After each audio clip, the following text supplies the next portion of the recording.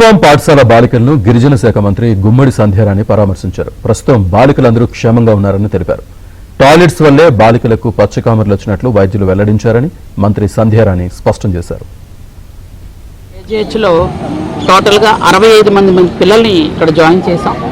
65 మందిలో ఇప్పటిదాకా ఇక్కడ 6గురే ఉన్నారు. మిగిలిన 59 మంది డిశ్చార్జ్ అయ్యి వెళ్ళిపోవటం అయింది. 59 మంది కూడా క్షేమంగా సురక్షితంగా ఉన్నారు. ఈ 6గురిలో ఈరోజు ఈవినింగ్ 3గురిని పంపిస్తున్నాం.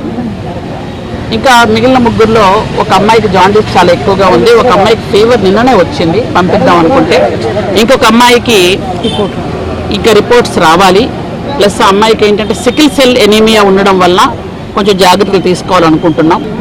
అన్ని హాస్టల్స్కి అంటే సరిపడ్డాని టాయిలెట్స్ ఉన్నప్పటికీ కూడా ఇంకా కొన్ని హాస్టల్స్కి కొంచెం కొరత ఉండడం, కొన్ని పాడవడం, కొన్ని ఆర్వో ప్లాంట్లు కొన్ని దగ్గర పాడవటం. అయితే ఈరోజు మనం అనుకున్నది గురుపాములో అయితే ఆర్వో ప్లాంట్ ఉంది, వాటర్ ప్రాబ్లం కాదు. మీ అందరికి లాస్ట్ టైం కూడా చెప్పాం. కానీ పిల్లల ఆరోగ్యం అక్కడ బాగలేకపోతే ఇక్కడికి వచ్చి రాజకీయం చేస్తున్న వాళ్ళని ఏమనాలో నాకు అర్థం కాలేదు. కాబట్టి అందరు పిల్లలు ఎవరైతే 146 మంది అనుకున్నామో అందరూ సేఫ్గా ఉన్నారు. ఆల్రెడీ పరామర్శించడం అయిందండి.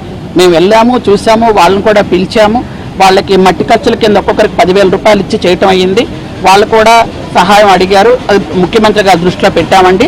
దాని గురించి ముఖ్యమంత్రి గారు చర్య తీసుకుంటారు. ప్రజెంట్ అయితే పిల్లలంతా బాగున్నారు. అసలు ఎందుకు వచ్చింది ఏంటన్నది కూడా మనం చేస్తాం. అంటే ప్రాథమికంగా డాక్టర్లు చెప్పింది నేను మీకు చెప్పానండి, టాయిలెట్స్ దీని మీద.